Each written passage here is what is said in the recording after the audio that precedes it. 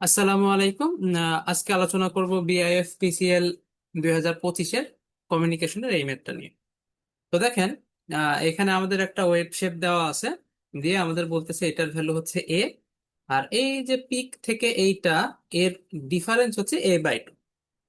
তো এটা নিয়ে কমেন্টে একজন জানাইছে যে মূলত এই পিক ভ্যালুটা দেওয়া ছিল এ, আর এইখানকার ভ্যালু দেওয়া ছিল A/2।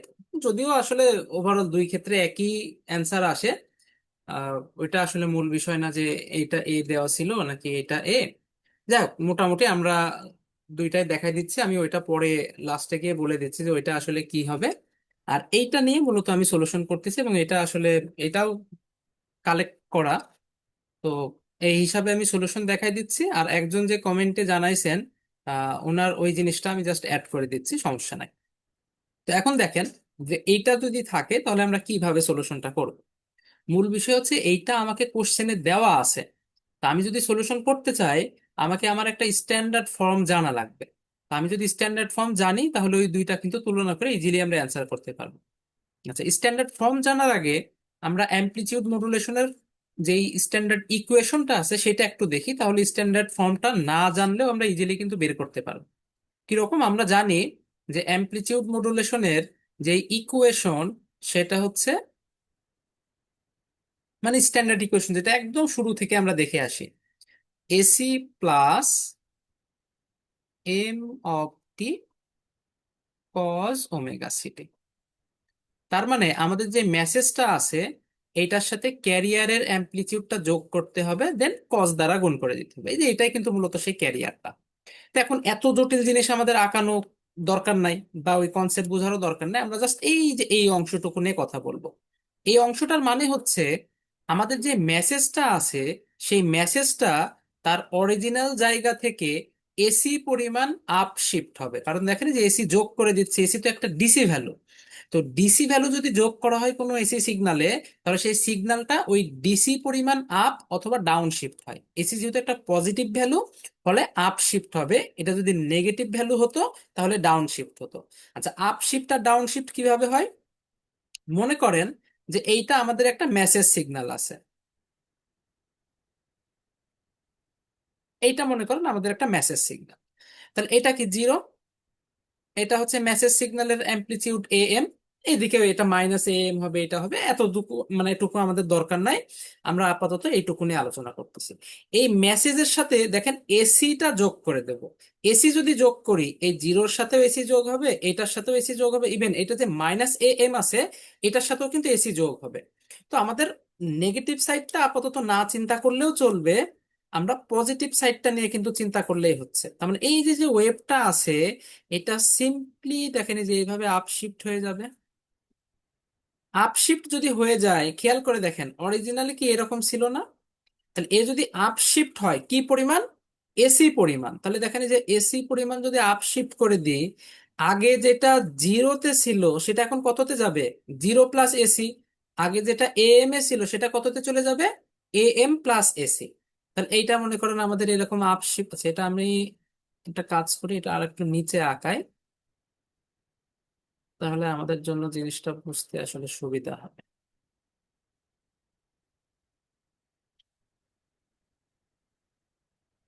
এটা তোমরা বুঝলাম যে এ এম কি, এটা কি। তাহলে এইটা মনে করেন আমাদের একটা নির্দিষ্ট পরিমাণ আপশিফট হয়ে গেল। তাহলে এই যে জিরো যেটা ছিল সেটা এখন কতই চলে যাবে? সেটা চলে যাবে কিন্তু এই যে এটা জিরোর সাথেও কি এসি যোগ হবে, তার মানে এটা হয়ে যাবে এসি। এটা আগে ছিল এ এম, তার সাথেও কিন্তু এসি যোগ হচ্ছে, তার মানে এই যে এ এম যেটা আছে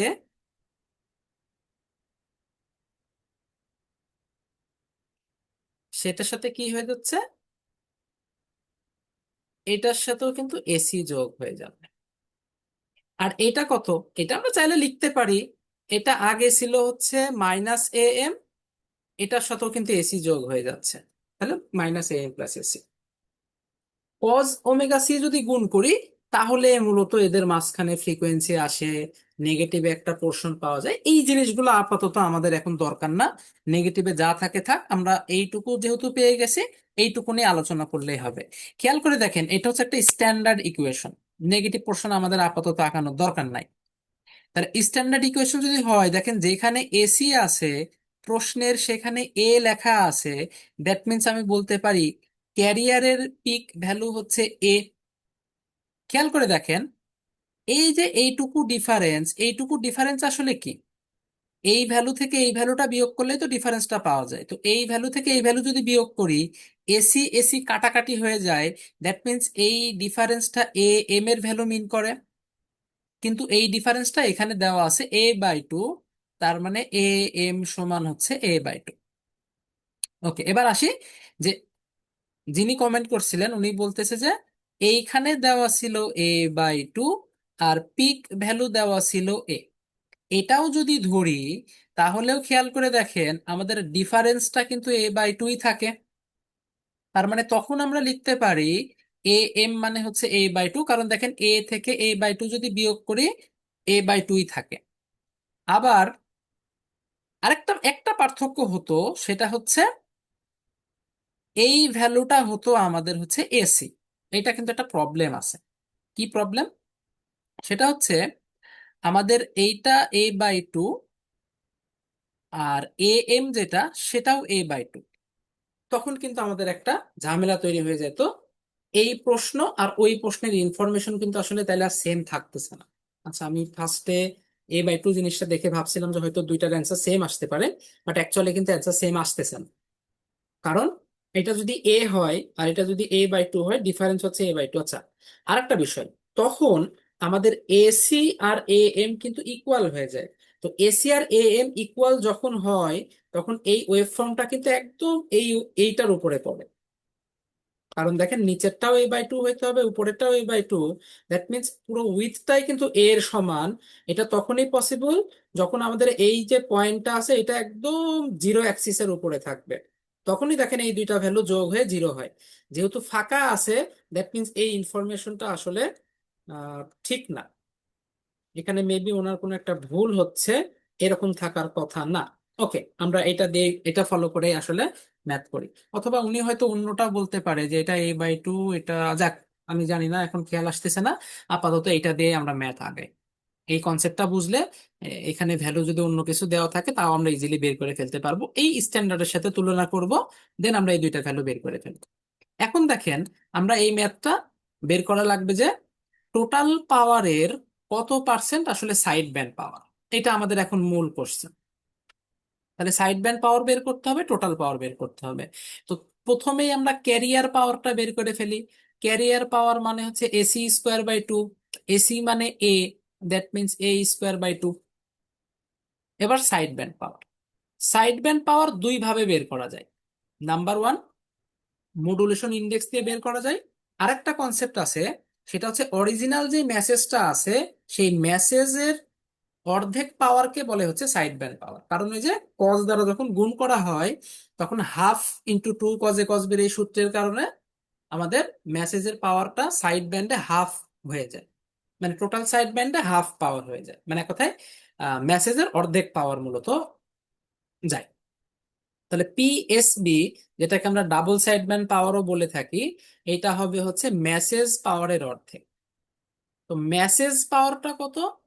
ক্যারিয়ার পাওয়ার যেমন ac²/2, ফলে মেসেজ পাওয়ার হচ্ছে am²/2। আর নিচে কিন্তু আর একটা 2 আছে, ফলে এটাকে লেখা যায় am²/4। কিন্তু আমাদের am মানে কত? a/2।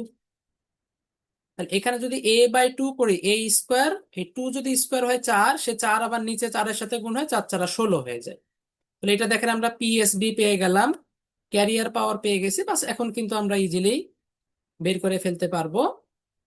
অ্যাকচুয়ালি বের করা লাগবে যে PSB divided by PT into 100%। এই জিনিসটা কিন্তু ইনডিরেক্টলি আমাদের এফিসিয়েন্সিও মিন করে। মানে এই প্রশ্নে আসলে ইনডিরেক্টলি এফিসিয়েন্সি বের করতে বলছে। কারণ আমরা বুঝতে পারতেছি এটা কিন্তু আমরা 3 নিয়মে করতে পারি, চাইলে 3 নিয়মে করা যায়। আচ্ছা, আমি 3টা নিয়মই দেখাই দিচ্ছি। এটা সমান তাহলে কত হবে? a² / 16 divided by A square by 16 plus A square by 2 into 100%। উপর নিচ সব জায়গায় থেকে এ স্কোয়ার কাটাকাটি হয়ে যায়, তাহলে আমাদের কত থাকে দেখেন। উপরে থাকতেছে 16 ইনভার্স, ডিভাইডেড বাই নিচে থাকতেছে 2 ইনভার্স প্লাস 16 ইনভার্স। এটার কিন্তু 100%। কত আসতেছে? 11.11%। এটা আমাদের একটা নিয়ম গেল। আর একটা নিয়ম কি, মডুলেশন ইন্ডেক্সটা বের করে ফেলি। মডুলেশন ইন্ডেক্স মানে এ এম বাই এসি।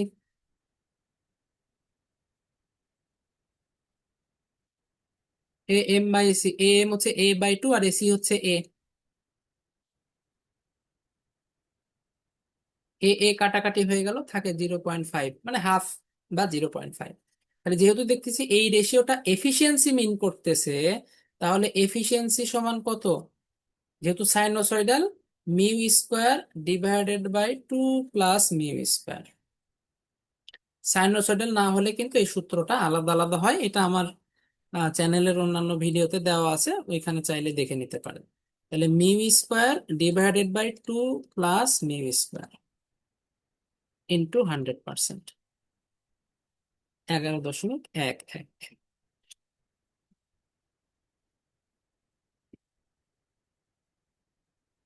ধরে নেন যে আপনি বুঝতে পারেননি যে এটা আসলে এফিসিয়েন্সি মিন করতেছে। আপনাকে বলছে সাইড ব্যান্ড পাওয়ার টোটাল পাওয়ারের কত পার্সেন্ট, আমি ওইটা দিয়ে করতে চাই। তাহলে আমরা থার্ড কেস, মানে থার্ড কেস না, আরেকটা নিই। সেটা হচ্ছে এই যে কথাটা আমি বললাম যে সাইড ব্যান্ড পাওয়ার বা টোটাল সাইড ব্যান্ড পাওয়ার মেসেজ পাওয়ারের অর্ধেক, এইটা মনে করেন আপনি দেখেননি, কিন্তু আপনি একটা সূত্র শিখছেন। সেটা টোটাল সাইড ব্যান্ড পাওয়ার হচ্ছে PC into mu square by 2, অথবা half mu square by PC, sorry, half mu square PC, এরকম ভাবে হয়তো শিখছেন। যে সাইড ব্যান্ড পাওয়ার হচ্ছে মিউ স্কোয়ার টু পিসি, এরকম ভাবে এই সূত্রটা হয়তো আপনি শিখছেন। তাহলে এইটাই অ্যাপ্লাই করেন। 0.5 স্কোয়ার বাই 2, পিসি কত? পিসি হচ্ছে এ স্কোয়ার বাই 2। এই যে এখানে আমরা দেখলাম পিসি হচ্ছে এ স্কোয়ার বাই 2। তাহলে এইটা ক্যালকুলেশন করলে কত আসে দেখেন। এটা অবশ্যই পরেরটুকু ফার্স্ট মেথডের মতোই হয়ে যাবে। 0.5 স্কোয়ার বাই 2, আর এই যে নিচে আরেকটা 2 আছে, এর সাথে গুণ হয়ে যাবে, প্লাস দিচ্ছে 1/16, that means A square by 16।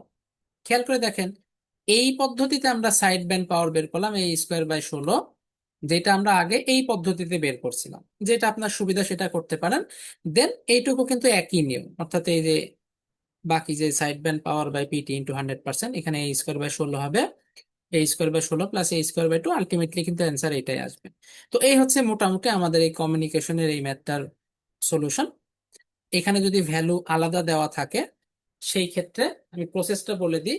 এইটার সাথে মিলাবেন, এই ডিফারেন্সটাই হবে আমাদের এ এম এর ভ্যালু। এইখানে যেই ভ্যালুটা থাকবে, মানে যে এইখানে যেই ভ্যালুটা দেওয়া থাকবে সেটা ডিরেক্ট এসির ভ্যালু। আর এই যে এইখানে যে ভ্যালুটা দেওয়া থাকবে, এইটা থেকে এইটা যদি বিয়োগ করেন, তাহলে আমাদের হবে হচ্ছে কি বলে, এই এই পয়েন্টের থেকে এইটা যদি বিয়োগ করেন তাহলে আমরা এ এম পাবো। এখানে যেটা থাকবে সেটা হচ্ছে এসির ভ্যালু। আচ্ছা, একটা দেওয়া থাকতে পারে, সেটা হচ্ছে এইখানকার ভ্যালু যদি দেওয়া থাকে, মনে করেন এইখানকার ভ্যালু, কোশ্চেনটা যদি এরকম বলে, ধরেন কথার কথা, যে এই ভ্যালুটা দেওয়া আছে এ বাই 2, না এরকম থাকবে না, সেই ক্ষেত্রে এই ভ্যালুটা যদি থাকে এ বাই 2, আর এটা যদি থাকে এ, এই ক্ষেত্রে আসলে আসে না। যাই হোক, যেটা দেওয়া থাকে থাক, আমি কনসেপ্টটা বলে দিই তাইলেই হবে। সেটা মনে করেন এইখানকার ভ্যালু দেওয়া আছে আর এইখানকার ভ্যালু দেওয়া আছে। এইখানকার ভ্যালু মনে করেন 10, এইখানকার ভ্যালু মনে করেন 5, এরকম দিয়ে দিছে। তাহলে এসি পাবো কিভাবে, এ এম পাবো কিভাবে? খেয়াল করে দেখেন, এটা হচ্ছে এ এম প্লাস এসি, এটা হচ্ছে minus A M plus AC, অথবা এসি মাইনাস এ এম। তাইলে আমরা এইটার একটা নাম দিতে পারি, যে এইটার নাম হচ্ছে ই ম্যাক্স, আর এইটার নাম মনে করেন ই মিন। তাহলে এটা যদি আমরা জানি, তাহলে আমরা বলতে পারি এ এম সমান কত। খেয়াল করেন, এইটা থেকে আমি যদি এইটা যোগ করি, মানে এইটার সাথে যদি এইটা যোগ করি, তাহলে A M R A M কাটাকাটি চলে যায়, থাকে 2 এসি। 2 দ্বারা যদি ভাগ করি থাকে এসি, তার মানে যোগ করলে এসি পাওয়া যায়, যোগ করে 2 দিয়ে ভাগ করলে এসি পাওয়া যায়। তার মানে বিয়োগ করে যদি 2 দিয়ে ভাগ করি, ই ম্যাক্স বিয়োগ ই মিন বাই 2, তাহলে এ এম পাওয়া যাবে। আর এসি তাইলে কিভাবে পাওয়া যাবে? যদি এই দুইটা যোগ করি, 2 দিয়ে ভাগ করি, তাহলে এসি পাওয়া যাবে। তার মানে এক কথায় এই ভ্যালু আর এই ভ্যালুও যদি দেওয়া থাকে, তাও ইজিলি আমরা এ এম আর এসি বের করে ফেলতে পারবো, দেন তো পরেরটা কমন ম্যাথ। তাহলে যেটাই দেওয়া থাকবে আমরা ইজিলি সেই অনুসারে ম্যাথ করলে কিন্তু ওকে।